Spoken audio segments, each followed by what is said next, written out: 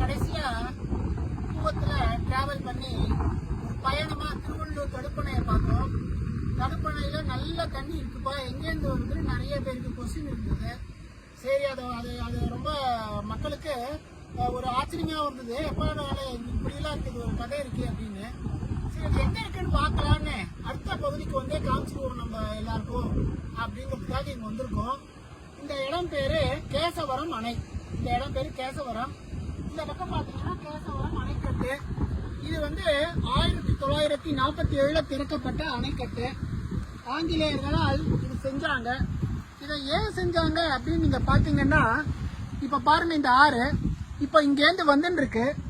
இந்த ஆறு இப்ப வர இந்த ஆறு மட்டும், இந்த ஆறு இது பாத்தீங்கன்னா காவேரி பாக்கத்திலேருந்து வந்துட்டு இருக்கு. தூய நீர் பாருங்க தெளிஞ்சு வருது. பாலாறுனால காவேரி பாக்கம் ஏரி நிரம்பி அங்கேருந்து திருப்பார்கடல் அந்த ஏரி பேரு பளிங்கு மாதிரி தண்ணி வந்துட்டு இருக்கு.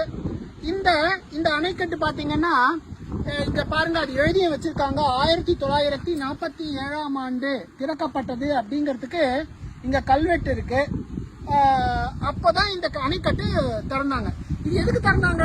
இந்த அணைக்கட்டை மூடிட்டா இப்ப இந்த பக்கம் பாக்குறீங்க பாருங்க, கொசஸ்தலை ஆறு. இது பாத்தீங்கன்னா நேரா பூண்டிக்கு போகுதுங்க.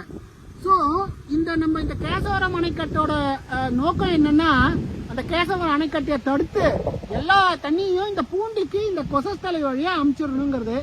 ஆனா பாத்தீங்கன்னா இதுல அவ்வளோ தண்ணி வருதுங்க, பாலாத்து தண்ணி நிறைய வரதுனால நம்ம இந்த கேசவரம் அணையும் திறந்து இது வழியா கூவத்துல தண்ணி எப்பயும் வந்துட்டே இருக்கு இப்பெல்லாம், ஏன்னா மழையும் பெய்யுது. ஸோ நம்ம என்ன பாக்குறோம்னா, உண்மையாவே ஒரு வரலாற்று நிகழ்வை பார்த்துட்டு இருக்கோம். இது வந்து 2000 ஆண்டுகளா கிட்டத்தட்ட பல்லவர்கள் மன்னவர்களால் ஆளப்பட்ட ஒரு பகுதி. நாங்க வரும்போதே பாத்தீங்கன்னா பல சிவன் கோவில்கள் இருக்கிறது, சிவாலயங்கள். இது முழுவதுமே சிவாலயங்கள். 1920 வரைக்கும் கூட இந்த கூவம் நதியில் குளித்துவிட்டு தினமும் சிவனை வழிபடுவது, அந்த கங்கையில் குளித்து கைலாயத்தை வழிபடுவது போன்றது என்பதற்கான குறிப்புகள் உள்ளது. இப்ப பாத்தீங்கன்னா இந்த பக்கம் இருக்கிறது கேசவரம் அணைக்கட்டு. இப்ப திறந்து வச்சிருக்காங்க. மழை நிறைய இருக்கிறதுனால அந்த பாலாறுல இருந்து வந்து காவேரி பாக்கத்துல இருந்து வந்து அப்படியே ஓடுது. இத பாத்தீங்கன்னா இதுல கிளீனா எல்லாமே இருக்கு. நிறைய பேருக்கு கொஸ்டின்லாம் இருக்கும், எங்கேருந்து வருது உண்மையா? இங்க கிளீனா இருக்காங்க. இந்த வரவு காலின் துவக்கம் காவேரி பாக்கம் ஏரி, இதுதான் முக்கியம். இந்த கூவம் ஆற்றின் துவக்கம்னு பாத்தீங்கன்னா அது காவேரி பாக்கம் ஏரி தான். பாலாற்று தண்ணி தான் இந்த காவேரி பாக்கத்தை ரொப்புது, அங்கிருந்து தான் வருது. அதுல இருந்து பிரிஞ்சு இந்த பக்கம் போறது கூவமாறு, அந்த பக்கம் போறது கொசஸ்தலை ஆறு. முக்கியமா பாத்தீங்கன்னா திருவள்ளூர் மக்கள் இத வந்து ரொம்ப நோட் பண்ணணும். ஏன்னா இந்த தண்ணி தான் நம்ம திருவள்ளூர் மணவாள் நகர் தடுப்பணைய வந்து சேருது. அதை நம்ம காக்கலைன்னா அப்புறம் என்ன இருக்கு சொல்லுங்க? இவ்வளவு பளிங்கு மாதிரி தண்ணிய வந்து பாலாத்து தண்ணிய நம்ம போய் சேர்க்கணும். நம்ம அந்த வேலையை செய்வோம்.